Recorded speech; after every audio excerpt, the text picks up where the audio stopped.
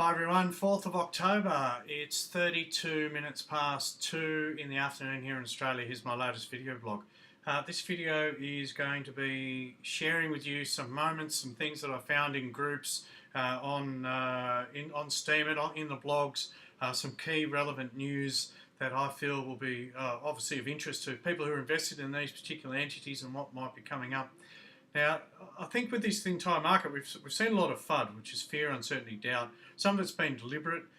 We've seen the Chinese move out of the market, lots of SEC regulations coming in, and I think that the screws are starting to come down on the exchanges and a whole heap of stuff is about to happen. So I think we've had the easy run, which was just pretty much investing in whatever we could and whatever we wanted to, and there was no real scrutiny. I mean, some of these investments haven't necessarily been 100% legitimate either.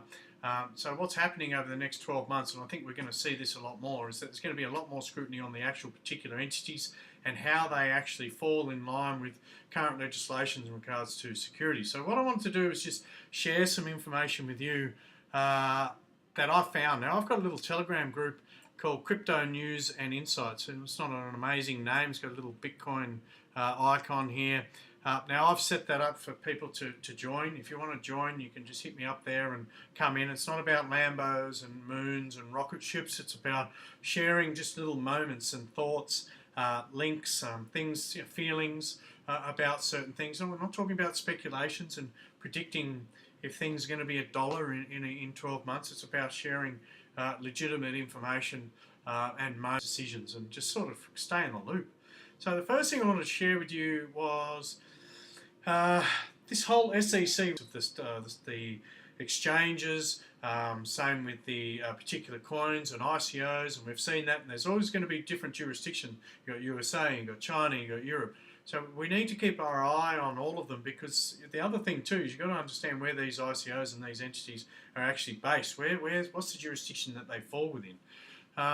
So the first thing I wanted to share was that Bitshares is apparently going to be delisted on Bittrex, which I thought was huge news. I'm a big fan of Bitshares for a whole heap of reasons. The first one is that it's a part of this decentralised future, making government irrelevant, putting the power back into the community, lots of witnesses, and being able to have digital assets that will move forward without scrutiny and outside of the centralised world that we live in. And there's so many positives to that ideology, and Bitshares is, for me, is a major part of that. They've got a decentralised exchange, huge community, huge development team. They're doing a lot of work, and things take time, and it's been hammered on the markets because of this news. It dumped $60 million or $55 million or whatever it is, and it's gone horizontal since, and it's down to about, I think, 6 US cents. I think its high was around about 40 Australian cents or 30 something US cents. So it's had its time and it's come back. If anything, it sort of shows you that the news that's been put out there does have a major effect on the markets, and only one major party can take their investment out. Especially if it's in the millions, and it makes a major effect on these markets, especially because the market cap is so small. But is Bitshares going to be delisted from Bittrex? Highly possible. That's what it says on the Bittrex website. I think there's talk that Bitshares is in communications with Bittrex to try to find out how to get by this. Maybe Bittrex is making a decision based on competition. I mean, Bitshares, to me, in 5 years' time, will be rivaling, if not doing as well, or if not better, than Bittrex. One, because it's decentralised, and two, as an exchange in itself, it's going to be cheaper. I think they're going to upgrade the actual platform. There's a whole heap of positives to it. And I've got it on my site. I can trade on there, and you can use it just like Bittrex. So I'm not sure of the background news of why Bittrex is actually going to be delisting it. I don't have the exact date. However, that if you are trading Bittrex, it's actually on the inside Bittrex. They've got a statement there. I will find it. There's no doubt you can do a Google search and you'll find it. Just seeing if it's actually written there. No, it's not. But the one thing I like about Bittrex is that the decentralised exchanges are the future. And that's the big thing. I mean, at the moment we're paying high fees on whether you like it or not. There's a lot of money goes out through the centralised exchanges, whereas things like Bitshares, it's controlled by the community, so the fees are minimal and fair because the community votes on what's feasible. And I think that's what we've got to look for. You know, I think the thing about decentralised platforms such as the DEX, which is decentralised exchange, you know, they're unhackable, they haven't been hacked. There's, you know, issues with privacy, or there's, I suppose, higher privacy within these particular platforms. And I have put in my group a whole heap of positives to what Bitshares is. So if you're interested, I'm not going to run through that right now, but it is in my little Telegram group there. Again, it's just information. What else have I got in regards to that? Nothing. Just Bitshares. Go and check out, see what's happening. If anything, it's at a bottom right now. It might be worth investing in, but not financial advice. Next one is 10x. 10x is a card, plastic card that you can use as connected with Visa, and you can pay for stuff using your cryptocurrencies. You can load it up with specific cryptocurrencies that have been approved by the 10x team. Now, what's happened with 10x is they're being hammered at the moment for not having certain banking licenses in particular jurisdictions around the world. So there's some issues. Whether or not they can actually use, or people who have invested in 10x, whether or not they can use it in their particular country, or where they fall under in certain jurisdictions. So what I suggest is, if you are invested, just go and have a look. It's not all bad news. There's particular talk about a 10x Visa being scheduled to shut down on October the 16th. Now I'm just going to click this particular article on it. Now, there's a list of where 10x will work after the 16th. Within the jurisdiction where it's not been approved based on these banking licenses, etc., I think the card is not going to be able to be accessible. So if you're in these particular countries, United Kingdom, Germany, France, etc., there's a lot of big names here, so you know, a lot of positives. And I think it's just a hiccup. I think you'll find it's just a bump in the road. But again, these things take time. I don't know if they're going to go and necessarily get banking licenses where they need to. There's probably quite a lot of money involved in those type of licenses and things. So who knows? I'm just giving you the heads up to make sure you go and have a little look at what's happening with 10x.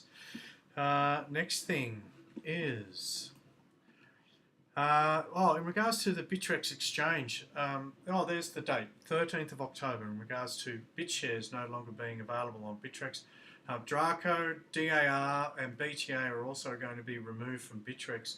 So go and have a look at that. Make sure if you're invested in those, whether or not that relates to you. I'm only interested in Bitshares. I'm not even invested in those others. So that relates to me, 13th of October. Then I wrote a little nugget about PIVX. PIVX seems to have had a good couple of weeks. It's been moving up. They're very, very active, and I'm in their Telegram group. As a team, you know, as a currency, as a platform, or an avenue to adopt mainstream digital assets or digital currencies, I think they're moving in the right direction. And that's what this whole space needs. We need more than just one currency being successful. We need 4 or 5. We need the Moneros and the PIVXs and whatnot being put into a position where mainstream adoption feels confident. And there's going to, like I said, there's a big world out there, and they're going to have their own little areas of interest, and some coins and some entities will do better in different jurisdictions based on the network and the infrastructure that they build. So PIVX is in my top 10 of cryptocurrencies based on the community and based on the activity of development, and you know, they've got good branding and all just a lot of positives. But again, go and have a little look, see what they're doing. They've got some news in regards to some new wallets. If you do have an existing PIVX wallet, you'll have to upgrade to the 3.0. Apparently it's a compulsory upgrade, and they've got ZeroCoin protocol, which I need to go and have a little bit of a read on. I think it's got to do with minting coins and things like that. It's been approved or improved, so I'll go and learn a little bit more about that. Next thing I want people to go and research, it's all voluntary, I'm just giving you information, is this particular website. The Tokens Exchange Self-Regulating Body. This is what I was talking about in some previous videos. I really wanted to see a community-based regulatory body outside of government approving tokens or non-securities or crypto assets, digital assets, whatever you want to call them, based on legislation and SEC regulations, which legitimizes and verifies them, which gives confidence to the public when they're investing. Now, what I love about this, and I should do a separate video, but I might just go with it. Come and have a read of the TXSRB.org. Now, what they're doing is like I said, they're creating a community which will then, what you can do is you can submit, if you like, your particular token, and you can get a clean token, become a clean token. What that means is you become an approved TXSRB token based on legal legislative criteria, I suppose, and that's what people I think that's what's going to happen over the next 12 months. We're going to see certain tokens and entities get wiped out. Certain exchanges might even get wiped out if they don't meet certain regulatory, cybersecurity, and all. There's all sorts of back-end stuff that we don't see. And that's what's going to happen. So this is why I think you should be mindful about what's going to happen. If you're invested in some of these, I wouldn't call them shit tokens, but the tokens that don't necessarily have a long-term future may get removed from the industry or dropped off an exchange only because they don't meet certain criteria, and that's what's going to happen. So it's now time to start doing a bit of an assessment of your portfolio and making sure that they I suppose satisfy these security tests. Now this is the other, there's some great stuff here.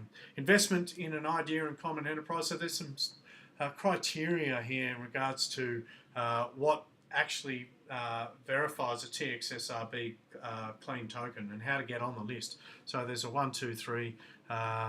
Investment is an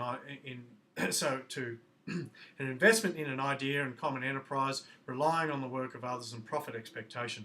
And these are parts of the Howey test, whether or not these particular tokens meet those criteria to get accepted as a clean token. And there's a non-security tokens as well. Again, you need to come and read some of this. I'm not going to go and read out every paragraph, but there's non-security tokens such as charity tokens, game tokens, reward tokens, software site access tokens, Krypton tokens, commodity tokens, networks. So they're creating classifications, fat protocol tokens, which I think Bitshares has been approved on, and things like EOS and stuff like that, I'm sure will become part of this list. Now there is a clean list, and there's not a lot of names on here, but there's Bankcoin. You can see that people have gone and done or submitted their tokens, and Ripple's already on here. Zcash, Peercoin, Monero, Litecoin, Dogecoin, Dash, Bitcoin Cash, Bitcoin, some of the big ones. Bitshares, so the fat protocols, you've got the Ethereum Classic, Lumens, Bitshares. Utilities are Factoid, Library Credits, Seacoin, and Steem. So this list is only going to get bigger, and I think this is the future of connecting cybersecurity, faith of the public, and meeting regulations or SEC regulations to make sure that they start cleaning up the act of this entire space. And we know there's some illegitimate ICOs and some illegitimate people trying to benefit from this entire space. So that was that. The next one I wanted to share with you is Stokens.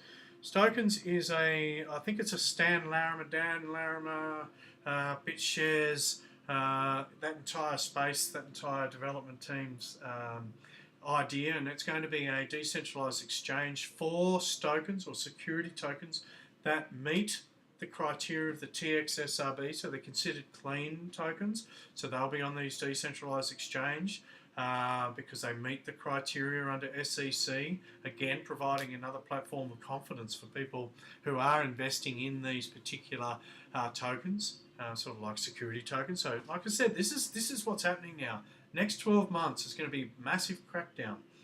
So I do ask you to go and look into Stokens, go and look into the TXSRB, go and look into what the SEC is doing, just to make sure that your money is safe, and also to give you a heads up of what's happening to make sure that your future investments are smart. Smart decisions is what takes us forward. And there is there's a white paper for security tokens or Stokens, and there's a whole heap of stuff, and it's got information on the team, background on who they've been talking to, what they're trying to do, the class actions, all the legal ramifications of not meeting SEC requirements and all of that, and talking about the different examples of the particular altcoins and what criteria and classifications that they fall into. All this stuff that interests me, because I like this stuff.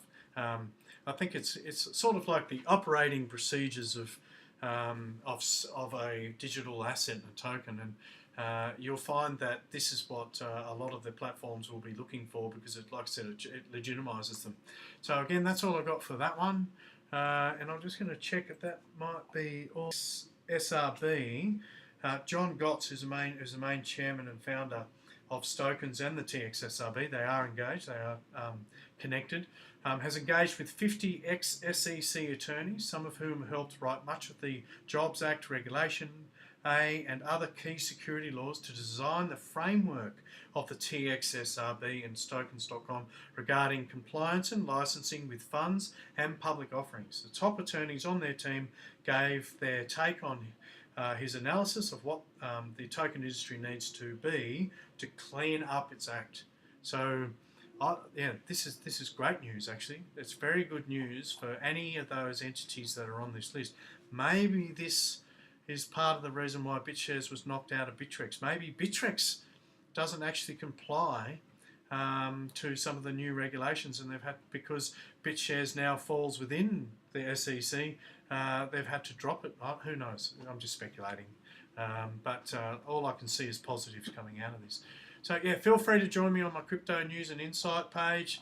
Yeah, no Lambos, please. Well, Lambo would be nice, but none of that talk. Let's share decent material. No spamming. I'll just kick you out.